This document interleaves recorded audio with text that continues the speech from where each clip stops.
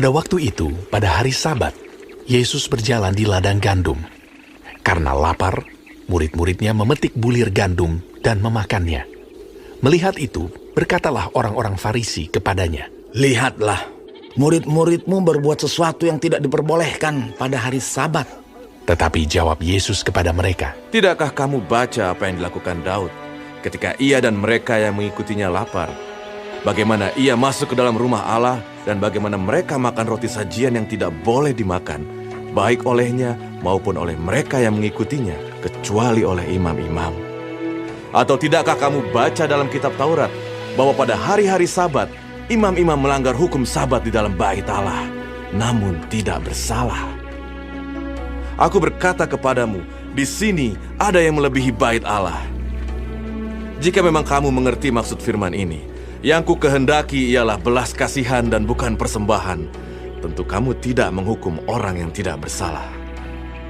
Karena Anak Manusia adalah Tuhan atas hari Sabat. Setelah pergi dari sana, Yesus masuk ke rumah ibadat mereka. Di situ ada seorang yang mati sebelah tangannya. Mereka bertanya kepadanya, "Bolehkah menyembuhkan orang pada hari Sabat?" maksud mereka ialah supaya dapat mempersalahkan dia. Tetapi Yesus berkata kepada mereka, Jika seorang dari antara kamu mempunyai seekor domba, dan domba itu terjatuh ke dalam lubang pada hari Sabat, tidakkah ia akan menangkapnya dan mengeluarkannya? Bukankah manusia jauh lebih berharga daripada domba? Karena itu, boleh berbuat baik pada hari Sabat. Lalu kata Yesus kepada orang itu, Ulurkanlah tanganmu. dan ia mengulurkannya, maka pulihlah tangannya itu, dan menjadi sehat seperti tangannya yang lain.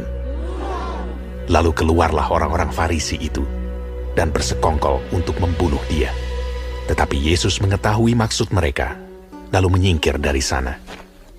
Banyak orang mengikuti Yesus, dan ia menyembuhkan mereka, semuanya. Ia dengan keras melarang mereka memberitahukan siapa dia, supaya genaplah firman yang disampaikan oleh Nabi Yesaya. Lihatlah, itu hambaku yang kupilih, yang kukasihi, yang kepadanya jiwaku berkenan. Aku akan menaruh rohku ke atasnya, dan ia akan memaklumkan hukum kepada bangsa-bangsa. Ia tidak akan berbantah, dan tidak akan berteriak, dan orang tidak akan mendengar suaranya di jalan-jalan. Buluh yang patah terkulai tidak akan diputuskannya, dan sumbu yang pudar nyalanya tidak akan dipadamkannya, sampai ia menjadikan hukum itu menang. Dan padanyalah bangsa-bangsa akan berharap. Kemudian dibawalah kepada Yesus seorang yang kerasukan setan. Orang itu buta dan bisu. Lalu Yesus menyembuhkannya, sehingga si bisu itu berkata-kata dan melihat. Maka takjublah sekalian orang banyak itu, katanya. Ia agaknya anak Daud. Tetapi ketika orang Farisi mendengarnya, mereka berkata, Dengan Beelzebul penghulu setan, ia mengusir setan. Tetapi Yesus mengetahui pikiran mereka, lalu berkata kepada mereka, Setiap kerajaan yang terpecah-pecah pasti binasa, dan setiap kota atau rumah tangga yang terpecah-pecah tidak dapat bertahan. Demikianlah juga kalau iblis mengusir iblis. Ia pun terbagi-bagi dan melawan dirinya sendiri. Bagaimanakah kerajaannya dapat bertahan? Jadi jika aku mengusir setan dengan kuasa Beelzebul, dengan kuasa siapakah pengikut-pengikutmu mengusirnya? Sebab itu merekalah yang akan menjadi hakimu. Tetapi jika aku mengusir setan dengan kuasa Roh Allah, maka sesungguhnya kerajaan Allah sudah datang kepadamu. Atau bagaimanakah orang dapat memasuki rumah seorang yang kuat dan merampas harta bendanya apabila tidak diikatnya dahulu orang kuat itu? Sesudah diikatnya, barulah dapat ia merampok rumah itu. Siapa tidak bersama aku, ia melawan aku. Dan siapa tidak mengumpulkan bersama aku, ia mencerai-beraikan. Sebab itu aku berkata kepadamu, segala dosa dan hujat manusia akan diampuni, tetapi hujat terhadap Roh Kudus tidak akan diampuni. Apabila seorang mengucapkan sesuatu menentang Anak Manusia, ia akan diampuni. Tetapi jika ia menentang Roh Kudus, ia tidak akan diampuni. Di dunia ini tidak, dan di dunia yang akan datang pun tidak. Jikalau suatu pohon kamu katakan baik, maka baik pula buahnya. Jikalau suatu pohon kamu katakan tidak baik, maka tidak baik pula buahnya. Sebab dari buahnya pohon itu dikenal. Hai kamu keturunan ular beludak, bagaimanakah kamu dapat mengucapkan hal-hal yang baik, sedangkan kamu sendiri jahat? Karena yang diucapkan mulut meluap dari hati. Orang yang baik mengeluarkan hal-hal yang baik dari perbendaharaannya yang baik. Dan orang yang jahat mengeluarkan hal-hal yang jahat dari perbendaharaannya yang jahat. Tetapi aku berkata kepadamu, setiap kata sia-sia yang diucapkan orang harus dipertanggungjawabkannya pada hari penghakiman. Karena menurut ucapanmu, engkau akan dibenarkan, dan menurut ucapanmu pula, engkau akan dihukum. Pada waktu itu berkatalah beberapa ahli Taurat dan orang Farisi kepada Yesus, Guru, kami ingin melihat suatu tanda daripadamu. tetapi jawabnya kepada mereka, Angkatan yang jahat dan tidak setia ini menuntut suatu tanda. Tetapi kepada mereka tidak akan diberikan tanda selain tanda Nabi Yunus. Sebab seperti Yunus tinggal di dalam perut ikan 3 hari 3 malam, demikian juga Anak Manusia akan tinggal di dalam rahim bumi 3 hari 3 malam. Pada waktu penghakiman, orang-orang Niniwe akan bangkit bersama angkatan ini dan menghukumnya juga. Sebab orang-orang Niniwe itu bertobat setelah mendengar pemberitaan Yunus. Dan sesungguhnya yang ada di sini lebih daripada Yunus. Pada waktu penghakiman, Ratu dari Selatan itu akan bangkit bersama angkatan ini, dan ia akan menghukumnya juga. Sebab Ratu ini datang dari ujung bumi untuk mendengar hikmat Salomo. Dan sesungguhnya yang ada di sini lebih daripada Salomo. Apabila roh jahat keluar dari manusia, ia pun mengembara ke tempat-tempat yang tandus mencari perhentian. Tetapi ia tidak mendapatnya. Lalu ia berkata, Aku akan kembali ke rumah yang telah kutinggalkan itu. Maka pergilah ia dan mendapati rumah itu kosong, bersih tersapu dan rapi teratur. Lalu ia keluar dan mengajak 7 roh lain yang lebih jahat daripadanya, dan mereka masuk dan berdiam di situ. Maka akhirnya keadaan orang itu lebih buruk daripada keadaannya semula. Demikian juga akan berlaku atas angkatan yang jahat ini. ketika Yesus masih berbicara dengan orang banyak itu, ibunya dan saudara-saudaranya berdiri di luar dan berusaha menemui dia.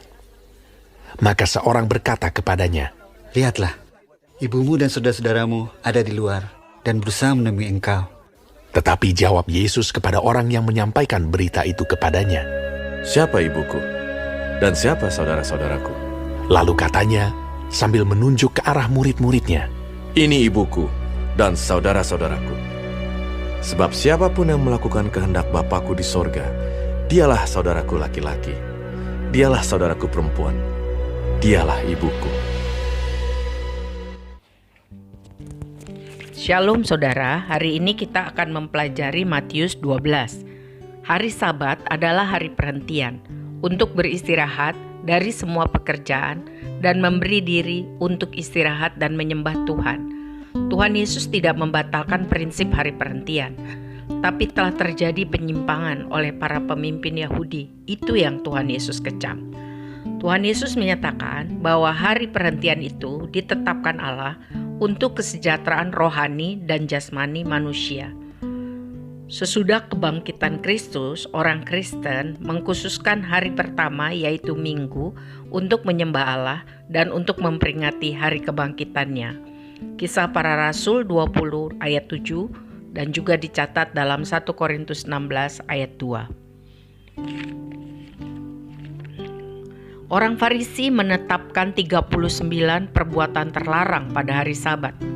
Yesus dan murid-muridnya memetik gandum karena lapar. Tapi orang Farisi tidak mempunyai belas kasihan. Mereka menuduh Yesus dan murid-muridnya melakukan pelanggaran. Yesus bukan memaafkan ketidaktaatan pada hukum Taurat, tapi Yesus menekankan belas kasihan dan pertimbangan yang tepat dalam memberlakukan hukum. Orang Farisi dengan kaku menuntut pelaksanaan hukum yang tersurat.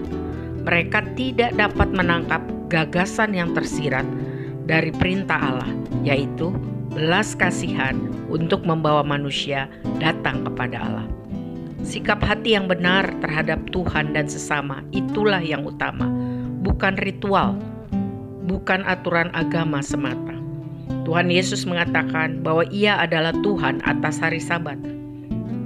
Berarti Yesus lebih besar, lebih tinggi dari hukum Taurat, dan orang Farisi menganggap itu sesat karena mereka tidak percaya bahwa Yesus adalah anak Allah yang telah menciptakan segala yang baik.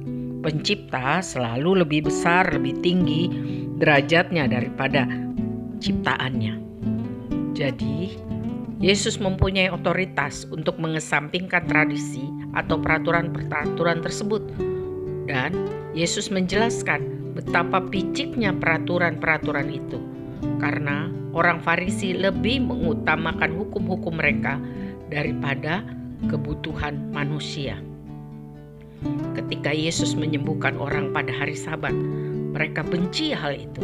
Jadi melalui bagian ini, kita diingatkan untuk mengasihi sesama manusia seperti diri sendiri. Orang Farisi sepakat untuk membunuh Yesus sebab mereka sakit hati karena Yesus telah mengesampingkan otoritas mereka dan membongkar kejahatan kemunafikan mereka. Mengapa Tuhan Yesus melarang keras orang yang sudah disembuhkan memberitahukan tentang Dia? Sebab Yesus tidak mau orang datang kepadanya karena alasan yang salah, yaitu hanya berharap mujizat dan berkat-berkatnya. Dan mau mengangkat Yesus, memaksa Yesus menjadi raja secara politis. Padahal Yesus datang untuk mencari dan menyelamatkan orang yang sesat, orang yang berdosa. Ia Tuhan dan Juru Selamat. Misinya adalah memberitakan Injil. Berita Injil inilah yang seharusnya disiarkan pada banyak orang.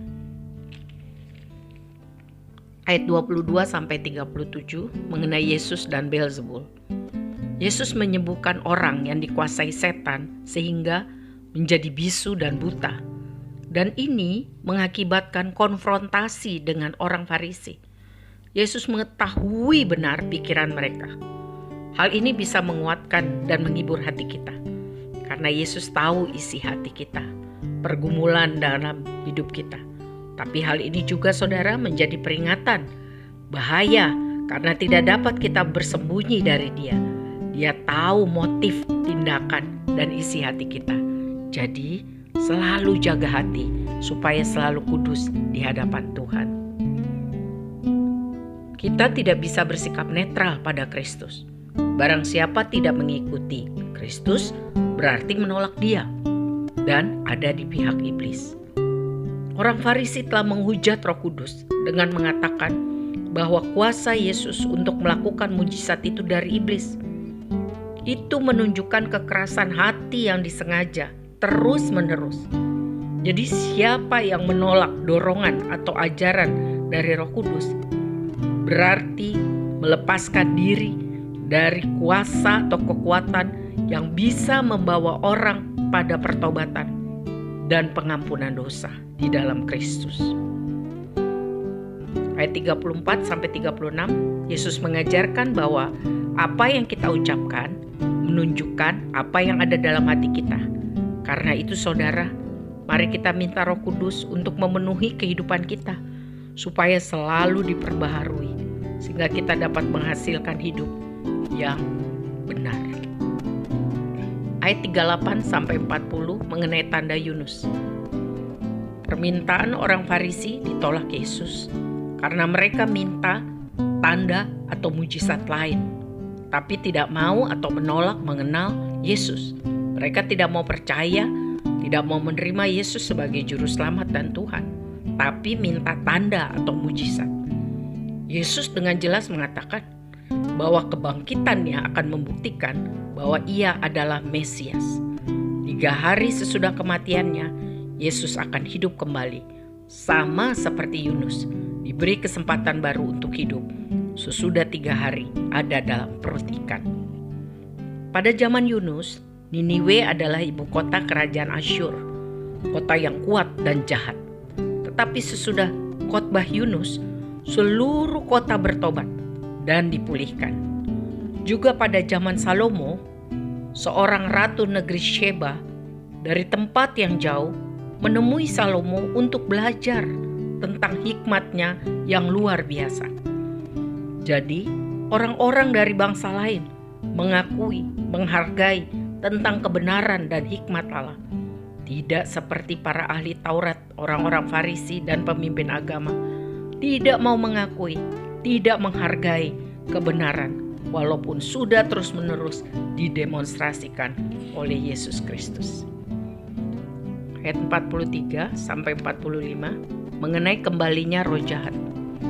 Yesus menggambarkan kehidupan yang hanya fokus pada hal-hal lahiriah, tapi tidak mengisi dengan hadirat Allah adalah kehidupan yang kosong. Membuat banyak kesempatan untuk iblis masuk dan menguasai orang tersebut. Jadi, apa yang harus kita lakukan supaya hal tersebut tidak terjadi? Yang pertama, melepaskan diri dari dosa. Minta kelepasan kepada Yesus Kristus, Tuhan dan Juru Selamat. 2, sesudah diselamatkan, diampuni dosa, kita harus mengisi hidup tiap hari dengan persekutuan yang erat dengan Tuhan. Baca kitab suci, doa tiap hari, dan lakukan firman Tuhan itu. Minta pimpinan Roh Kudus, karena orang-orang yang jiwanya kosong atau yang merasa puas diri adalah target iblis dan komplotannya. Ayat 46 sampai 50. Tuhan Yesus tidak menyangkal tanggung jawabnya terhadap keluarganya secara jasmani. Tapi ia mengecam para pemimpin agama karena tidak mengikuti perintah firman Tuhan untuk menghormati, menghargai, merawat orang tua mereka. Dan orang yang telah mengenal, yang telah percaya menjadi murid Yesus atau melakukan firman Tuhan adalah saudaranya Yesus. Jadi satu keluarga bukan karena hubungan darah, tetapi karena menghargai dan menerima kuasa darah Kristus. Tuhan memberkati kita semua. Amin.